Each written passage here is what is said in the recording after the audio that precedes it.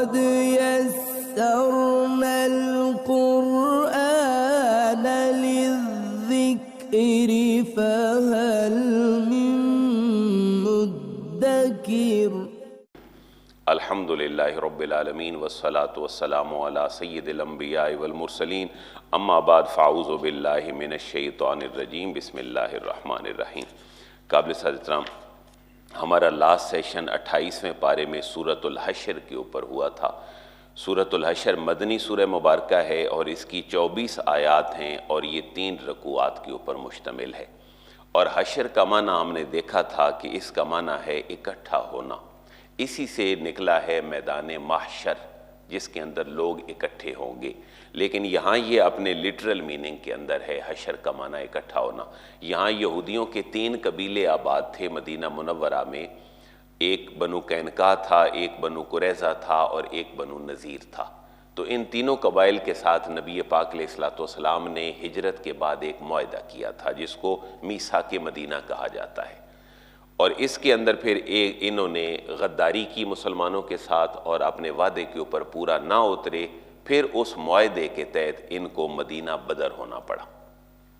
اب یہ جو قبیلہ یہودیوں کا یہاں مدینہ بدر ہوا ہے اور وہ اکٹھا نکال کے ہانک کے باہر کر دیا گیا ہے، اس مناسبت سے اس کا نام سورۃ الحشر ہے، یعنی اکٹھا ہو کر چند لوگوں کا کہیں جمع ہونا، تو ان کو یہاں سے نکال دیا گیا۔ پھر اگلا سلسلہ ہے کہ وہ خیبر میں جا کے آباد ہوئے اور خیبر میں پھر فتح خیبر ہوا، اور غالباً یہ 7 ہجری کا واقعہ ہے جب فتح خیبر ہوا، اور یہ فتح مکہ سے پہلے ہوا۔ اب جو اس کی ابتدائی آیات تھیں اور تمہیدی آیات تھیں، ان کے اندر اسی بات کا ذکر ہوا کہ یہ کیوں نکلے یہاں سے، اور جو صحابہ کرام کا طرز عمل تھا پہلی 5 آیات میں اس کو واضح کیا گیا۔ اب ایک نیا مسئلہ ذہن میں اٹھا اسی وقت کا کہ اگر کہیں ایسی کوئی مڈ بھیڑ ہو جائے کہ دشمن نکل جائے تو بہت کچھ مال و اسباب چھوڑ جائے، تو اس کا مسلمانوں کے لیے کیا حکم ہے؟ اس کی 2 صورتیں تھیں۔ اگر تو لڑائی ہو اور دشمن بھاگ جائے تو اس کو کہتے ہیں مال غنیمت، اس کی تقسیم ہوتی ہے اور طرح کی۔ لیکن اگر دشمن لڑے بغیر نکل جائے تو اس کو کہتے ہیں مال فے۔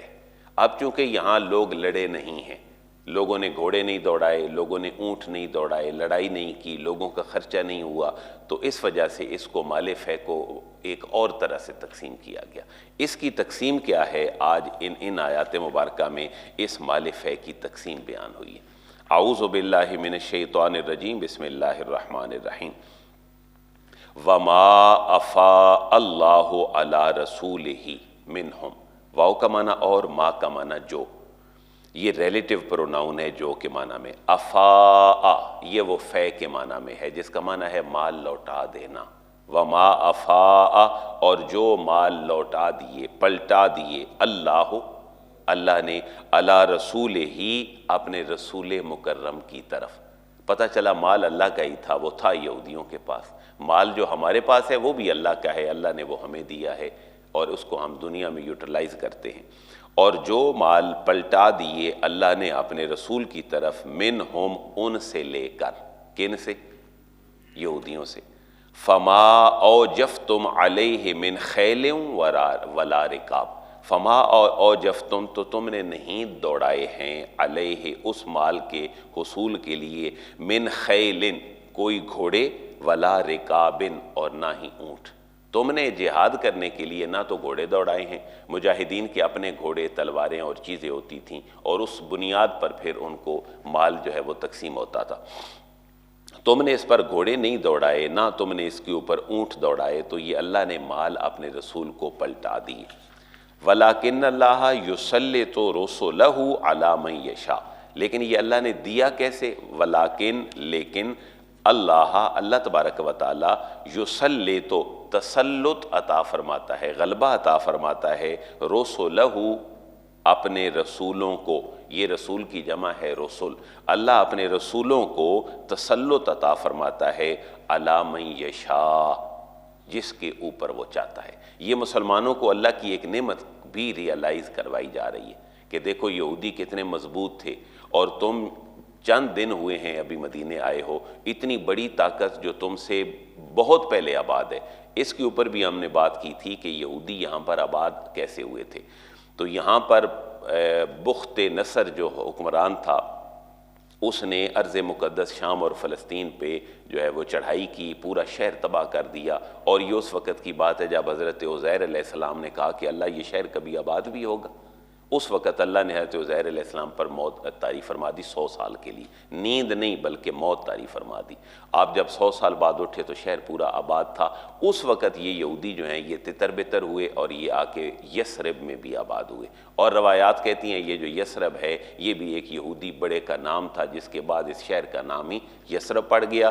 نبی پاک علیہ السلام کے جانے کے بعد اس کا نام تبدیل ہو کے مدینہ پڑا، پھر اس کی ایک نسبت سے اس کو اہل ایمان مدینہ منورہ کہتے ہیں، جیسے مکہ معظمہ کہا جاتا ہے۔ تو یہ یہودیوں کی اتنی ہسٹری پرانی تھی یہاں۔ تو اللہ فرما رہے دیکھو تم چند دن ہوئے آئے ہو، لیکن اللہ نے کیسے تسلط عطا فرما دیا ہے اپنے رسول کو، بالکل ایسے ہی جیسے پہلے بھی رسولوں کے مشن کی تکمیل کے لیے اللہ تسلط عطا فرماتا ہے۔ واللہ علی کل شیء قدیر، اور اللہ تبارک و تعالی ہر چیز کے اوپر پوری طرح قدرت رکھنے والا ہے۔ اب اس کی تقسیم آ رہی ہے جی، یعنی یہ مال فہ کی تھوڑی سی ڈیفینیشن ہو گئی کہ یہ تم نے گھوڑے نہیں دوڑائے، اونٹ نہیں دوڑائے، تو تم اس کے اوپر حق بھی نہ جتاؤ کہ یہ ہمارا ہے، میرا رسول جیسے تقسیم کرے تم ان کی تقسیم پر راضی ہو جاؤ۔ اب یہ کن کن کو ملے گا؟ ما افاء اللہ علی رسولہ من اہل القریٰ، ما جو افاء پلٹایا ہے یعنی واپس لے کر دیا ہے، اللہ نے علی رسول ہی اپنے رسول کی طرف، من اہل القریٰ ان گاؤں کے رہنے والوں سے، یعنی قریٰ قریہ کی جمع ہے، یہ جو گاؤں سا آباد تھا یہودیوں کا، یہ جو انہوں نے چھوڑا ہے، یہاں سے جو مال اللہ نے اپنے رسول کو واپس دلوایا ہے، تو فللہ، اس کا سب سے پہلے مصرف کیا ہے؟ یہ اللہ کے لیے، اس کے اوپر تمہاری جو ہے وہ ملکیت نہیں ہے۔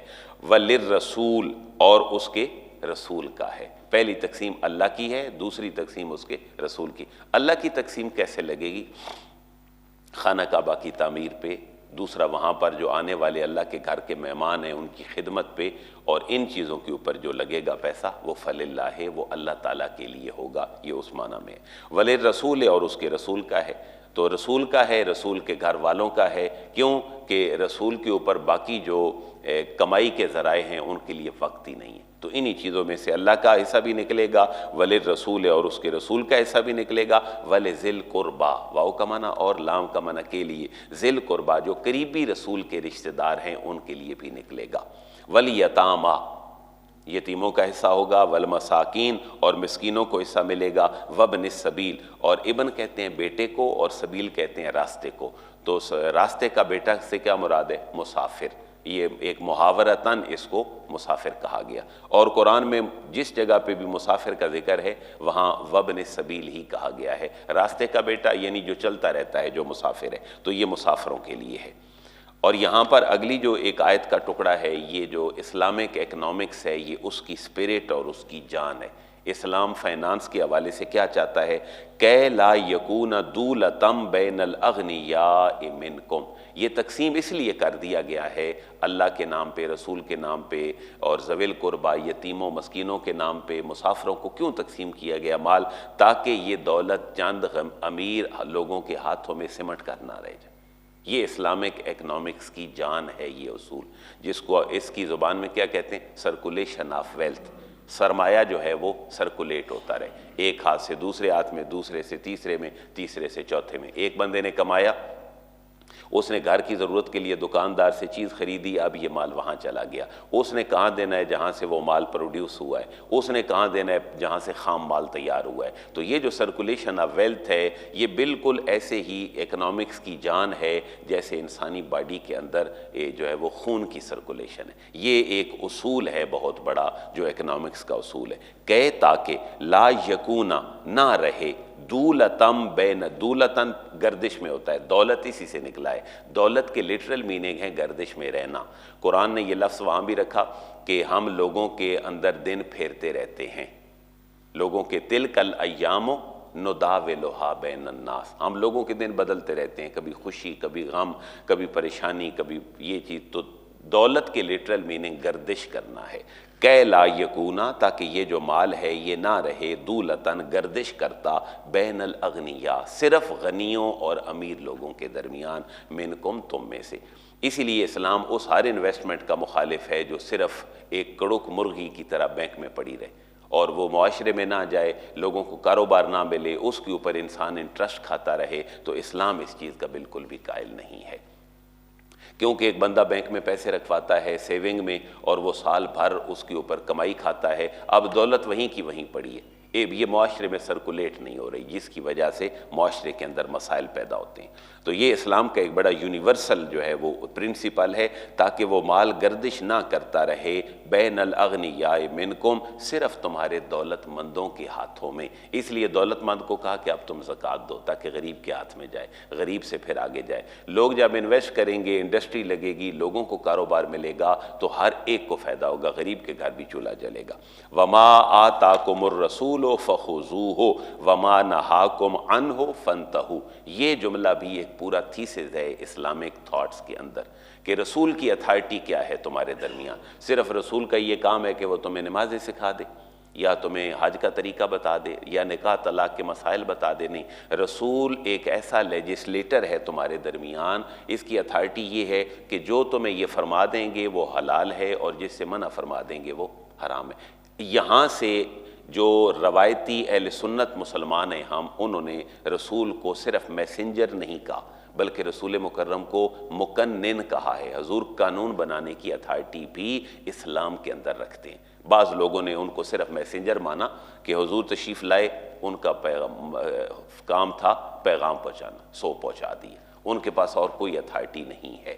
اس لیے پھر منکرین حدیث کا ایک گروہ بھی مسلمانوں کے اندر آج تک چل رہا ہے، جس کے نزدیک یہ ہے کہ قرآن ہی قرآن کی تشریح کرتا ہے، رسول کی حدیث کی اہمیت کوئی نہیں ہے. انہوں نے حدیث کا انکار کیا. یہاں اہل سنت روایتی 14 صدیوں کے مسلمانوں نے استدلال کیا کہ اللہ فرما رہے رسول جو دے وہ لے لو، جسے منع کرے رک جاؤ. تو یہ حضور کی اتھارٹی ہی ہے. حضور کسی قرآن کی آیت کی تشریح اور تفسیر کر سکتے ہیں. نمازوں کا ذکر قرآن میں ہے، ان کی رکعتیں، ان کا وقت اور چیزیں یہ رسول اللہ نے متعین فرمائیں. روزے کا حکم قرآن نے کہا، نبی پاک علیہ الصلوۃ والسلام نے اس کے مزید مسائل اور تفصیلات بیان فرمائیں. تو یہ آیت کا ٹکڑا بھی بڑا کمال اور بڑا یونیورسل سا ایک پرنسپل ہے. وما آتاکم، واو کا معنی اور ما کا معنی، جو آتاکم عطا کرے تمہیں دے، الرسول رسول مکرم، فخذوہ تو اس کو تم لے لو. یہ رسول کے اوپر جو الف لام ہے نا، یہاں اس نے کامن ناؤن سے اس کو پراپر ناؤن بنا دیا ہے. یہاں سارے رسول مراد نہیں ہے، یہاں الرسولو ہے جس سے مراد صرف نبی پاک علیہ الصلوۃ والسلام کی ذات ہے. اب میرے رسول کی یہ صرف اتھارٹی ہے کہ تمہیں جو دیں وہ لے لو. وما نہاکم، ترجمہ آپ کیجئے گا جی، واو کا معنی اور ما جو، جس سے نہاکم تمہیں منع کریں، ان ہو جس سے، فانتہو باز آ جاؤ اس سے، رک جاؤ اس سے. یہ میرے رسول مکرم کی اتھارٹی ہے. واتقوا اللہ، اور اللہ سے ڈرتے رہا کرو. ان اللہ شدید العقاب، بے شک اللہ تبارک و تعالی سخت عذاب دینے والا ہے. یہاں 3 4 5 مصرف پہلے بتا دیے گئے مالف ہے کہ اللہ، رسول کے رشتہ دار، یتیم، مسکین اور ابن سبیل، مسافر. یہاں پھر 2 باتیں اور ساتھ کر دی گئیں جن میں جو 2، ایک تو دولت کا اصول اور دوسرا نبی پاک علیہ الصلوۃ والسلام کا مقام و مرتبہ. ایک اور مصرف بیان ہو رہا ہے کہ یہ مال اور کس کو ملے گا. آپ جانتے ہیں کہ جب رسول اللہ نے ہجرت فرمائی مکہ سے مدینہ تو جو حضور کے ساتھ ہے وہ مہاجر تھے، اور جنہوں نے ویلکم کیا، جو پہلے مدینے مسلمان آباد تھے، ان کو کیا کہا گیا؟ انصار. تو یہ مہاجرین و انصار کی تقسیم ہے. للفقراء، پھر باقی جو مال ہے یہ ملے گا للفقراء، فقیروں کو، المہاجرین، وہ فقیر جو مہاجرین ہیں، الذین، وہ لوگ جو اخرجوا، نکال دیے گئے. یہ پیسو ہے، ایکٹیو نہیں، جو نکلے نہیں بلکہ اخرجوا، نکال دیے گئے. من دیارہم، دار کی جمع ہے دیار جس کا معنی ہے گھر. من دیارہم، ان کے گھروں سے ان کو نکال دیا گیا. واموالہم، اور ان کے اموال اور ان کی جو جائیدادیں ہیں ان سے ان کو دور کر دیا گیا. اور یبتغون، یہ ایسے نیک بخت لوگ ہیں جو تلاش کرتے رہتے ہیں فضلا من اللہ، اللہ کا فضل تلاش کرتے رہتے ہیں. تو یہ مالف ہے، ان کے لیے اللہ کا فضل ہے. ورضوانا، اور اللہ کی رضا کے ہر وقت متلاشی رہتے ہیں. وینصرون اللہ ورسولہ، واو کا معنی اور ینصرون، مدد کرتے رہتے ہیں اللہ کی، ورسولہ، اور اس کے. دیکھیں نا، اللہ کی مدد کوئی کیسے کر سکتا ہے؟ لیکن اللہ کا جو مشن ہے اسلام کا، اس کے اندر ہمیشہ یہ صف اول کے مجاہد ہوتے ہیں، اس لیے یہ اللہ کی بھی مدد کرتے ہیں، یہ نہیں اللہ کے مشن کی مدد کرتے ہیں۔ اور اللہ کا مشن کیا ہے کہ رسول مکرم کا مشن کامیاب ہو جائے۔ اولئک هم الصادقون، یہ اب وہ لوگ ہیں جنہوں نے ہجرت کی ہے، اولئک یہی وہ لوگ ہیں، اولئک کے ہم کے ساتھ جو کمبینیشن ہے یہ ایمفسائز کے لیے، اولئک صادقون یہ بھی ٹھیک تھا، یہ سچے ہیں، لیکن اولئک هم الصادقون یہی وہ لوگ ہیں جو سچے ہیں، جنہوں نے اپنا سب کچھ سچائی کے لیے چھوڑ دیا۔ آپ اندازہ کریں مہاجرین کا کسی کا بیٹا مکے میں کافر رہ گیا تو وہ مسلمان ہو کے خود مدینے آ گئے، کسی کا باپ ادھر رہ گیا تو بیٹا آ گیا۔ اس بنیاد پہ، اس نظریے پہ کون اپنے گھر بار اور چیزیں چھوڑتا ہے؟ اب ہم اپنی حالت دیکھیں تو ہم تو ان کے مقابلے میں ہمارے ہاں رتی بھی ایمان کی موجود نہیں ہے کہ بیٹا باپ کو چھوڑ رہا ہے، باپ بیٹے کو چھوڑ رہا ہے، پیچھے صرف نظریہ ہے لا الہ الا اللہ محمد رسول اللہ۔ اتنا آپ دیکھیں نا، اتنا پختہ نظریہ تھا تو مسلمان غالب تھے، آج مسلمان مغلوب ہیں، محنتی نہیں رہے، ایمانت داری کم ہو گئی، آج وہ لوگ ہمارے اوپر غالب ہو گئے۔ حالانکہ آپ اندازہ کریں اسرائیل میں اور بسنے والے قرب و جوار میں یہودی 1 کروڑ بھی بڑی مشکل سے، اور پاکستان کے مسلمان 24 کروڑ ہیں، انڈیا کے ملائیں اس سے بھی زیادہ ہیں۔ 8 ارب آبادی میں سے آپ کو عرب سے زیادہ مسلمان دنیا میں نظر آتے، عرب کروڑ کا مقابلہ نہیں کر پا رہا۔ تو مقابلہ کرنے کے لیے آئی ٹی، جدید تعلیم، ٹیکنالوجی، یہ ساری باتیں قوموں کی ترقی کے لیے بڑی ضروری ہو گئی ہیں، جس کے بغیر ہم آگے نہیں بڑھ سکتے۔ ہمارے مدارس کو بھی اسی طرف آنا پڑے گا، ورنہ دین کی جو صحیح شکل ہے وہ لوگوں تک نہیں پہنچائی جا سکتی۔ اچھا، اب یہ تو مہاجر ہو گئے، ایک آیت اور پڑھتے ہیں جس میں انصار کی بات ہو جائے۔ والذین تبوؤا الدار، واو کا معنی اور، الذین وہ لوگ، ان لوگوں کا بھی اس مال میں حصہ ہے، تبوؤ جو مقیم ہیں، جن کا ٹھکانہ ہے، الدار یہ جو دار اور گھر ہے مدینے کا، اس کے اندر جو آباد ہیں، یہ نہیں کون ہیں؟ انصار ہیں۔ والذین تبوؤا الدار والایمان من قبلہم، اور ایمان میں ثابت قدم ہیں، من قبلہم مہاجرین کے مدینے میں آنے سے پہلے بھی جو ثابت قدم ہیں۔ پہلی آیت میں مہاجرین کا ذکر ہے اور اس آیت مبارکہ میں انصار کا ذکر ہے۔ تو یہاں پتہ چل رہا ہے مہاجرین کی تھوڑی فضیلت زیادہ ہے، پہلے ہے، لیکن دونوں کا مقام و مرتبہ اسلام میں بہت ہے۔ انصار نے بڑی مدد کی مسلمانوں کی۔ آپ اندازہ کریں جو نبی پاک علیہ السلام نے مہاجرین اور انصار کے درمیان بھائی چارے کا معاہدہ کیا تھا، مسلمان اس کے اندر پراپرٹی میں اتنا شریک مسلمانوں کو ٹھہراتے تھے کہ سورہ نساء میں اللہ نے واضح آیت نازل فرمائی کہ اب مشکل وقت گزر گیا ہے، اب پراپرٹی میں تم نے ان بھائیوں کو شریک نہیں کرنا، نہیں دینی ان کو پراپرٹی، تاکہ تمہارے اصل اپنے جو حقدار رشتہ دار ہیں وہ محروم نہ رہیں۔ اتنی پختگی ہو گئی تھی اس معاملے کے اوپر۔ ایک صحابی کے بارے میں ہے صحیح حدیث مبارکہ، انہوں نے اپنے مہاجر بھائی کو کہا میری 2 بیویاں ہیں، تمہاری بیوی نہیں ہے تو تم جس کو کہو میں طلاق دے دیتا ہوں، تم اس کے ساتھ نکاح کر لو، کیونکہ رسول اللہ نے کہا ہے انصار مہاجرین کی مدد کرے۔ اتنی پختگی اور اتنا اللہ کے رسول کی آواز پہ لبیک کہنا۔ والذین تبوؤا الدار، اور اس مال میں ان کا بھی حق ہے جو دار ہجرت میں مقیم ہے۔ دار ہجرت کیا تھا؟ مدینہ منورہ۔ والایمان، اور ایمان میں ثابت قدم ہے، من قبلہم ان مہاجرین کے آنے سے پہلے۔ ان کی شان کیا ہے انصار کی؟ یحبون من ہاجر الیہم، یحبون یہ محبت کرتے ہیں، کن سے؟ من ہاجر الیہم، جنہوں نے ان کی طرف ہجرت کی ہے ان سے یہ محبت کرتے ہیں، یعنی انصار مہاجرین سے محبت کرتے ہیں۔ ولا یجدون فی صدورہم حاجتا مما اوتوا ویؤثرون علی انفسہم، یہ انصار کی دوسری صفت ہے۔ ولا یجدون، اور نہیں رکھتے، نہیں پاتے، فی صدورہم اپنے سینوں میں، حاجتاً کوئی ایسی خلش، کوئی ایسی چیز نہیں رکھتے، مما اوتوا اس چیز کے بارے میں جو مہاجرین کو دے دی جائے تو ان کے دل کے اندر نفرت آ جائے، یہ کبھی بھی ایسا اپنے دل میں نہیں رکھتے۔ وَيُؤْثِرُونَ عَلَىٰ أَنفُسِهِمْ، اور ان انصار کی شان یہ ہے، وَيُؤْثِرُونَ اور یہ ترجیح دیتے ہیں، عَلَىٰ أَنفُسِهِمْ اپنے آپ پر، کن کو؟ مہاجرین کو، وَلَوْ كَانَ بِهِمْ اگرچہ وہ ہوں خود بھی اس چیز کے خصاصہ شدید طور پر حاجت مند ہی کیوں نہ ہوں، یہ اپنے اوپر اپنے مہاجر بھائیوں کو کیا دیتے ہیں؟ ترجیح دیتے ہیں۔ یہ انصار کی شان ہے۔ وَمَن یُوقَ شُحَّ نَفْسِهِ فَأُولَٰئِکَ هُمُ الْمُفْلِحُونَ، یہ ایک اخلاقی اصول قرآن نے بیان کیا۔ واؤ کا معنی اور من، جس کو یوقا بچا لیا گیا، شُحَّ نَفْسِهِ اپنے نفس میں لالچ کرنے سے جس کو بچا لیا گیا، فَأُولَٰئِکَ هُمُ الْمُفْلِحُونَ، تو وہی لوگ کون ہیں؟ بامراد ہیں، فلاح پانے والے۔ یہاں یہ لالچ نہیں کرتے، انصار لالچ نہیں کرتے، اپنی ضرورت چھوڑ کے اپنے مہاجرین بھائیوں کو پریفر کرتے ہیں۔ والذین جاؤ من بعدہم، اور اس مال میں ان لوگوں کا بھی حق ہے، والذین جو لوگ جاؤ جو آئے من بعدہم ان کے بعد، کہ وہ جو لوگ تھے مہاجرین و انصار وہ ٹوٹل ملا کے 100 کے قریب تھے، حضور کے ساتھ آنے والے اور جو ویلکم کرنے والے تھے۔ یقولون، جو ہمیشہ کہتے رہتے ہیں، ربنا اغفر لنا، اے ہمارے اللہ ہمیں بخش دے، ولاخواننا، اور ہمارے ان بھائیوں کو بھی بخش دے، الذین سبقونا بالایمان، جو ہم سے پہلے ایمان لے آئے، ولا تجعل فی قلوبنا، اور اے اللہ نہ پیدا کر ہمارے دلوں میں غل، بغض، اے اللہ ہمارے دلوں میں بغض پیدا نہ کر، للذین، ان لوگوں کے لیے، آمنو جو ایمان لائے، ربنا انک رؤوف الرحیم، اے ہمارے رب بے شک تو رؤوف اور رحیم ہے۔ یہاں پر یہ رکوع جو مال فے کی تقسیم کا ہے وہ مکمل ہوا جی۔ آپ کو عرض کیا تھا اس کے انٹرو میں لاسٹ سیشن میں کہ اہل کتاب کا ذکر ہے، مسلمانوں کا ذکر ہے، اور جو یاری دوستیاں منافقوں کی تھیں نا یہودیوں کے ساتھ، اب ایک پورا رکوع ان کے اوپر ہے۔ یہ انہیں کہتے تھے آگے بڑھو، لڑو مسلمانوں سے، محمد صلی اللہ علیہ وسلم سے، ہم تمہارے ساتھ ہیں۔ اللہ فرما رہے جب لڑائی ہو گئی تو منافقین نے نظر نہیں آنا۔ اگلا پورا رکوع جو ہے وہ منافقین کے احوال کے اوپر ہے۔ وَمَا عَلَيْهِ إِلَّا الْبَلَاغُ۔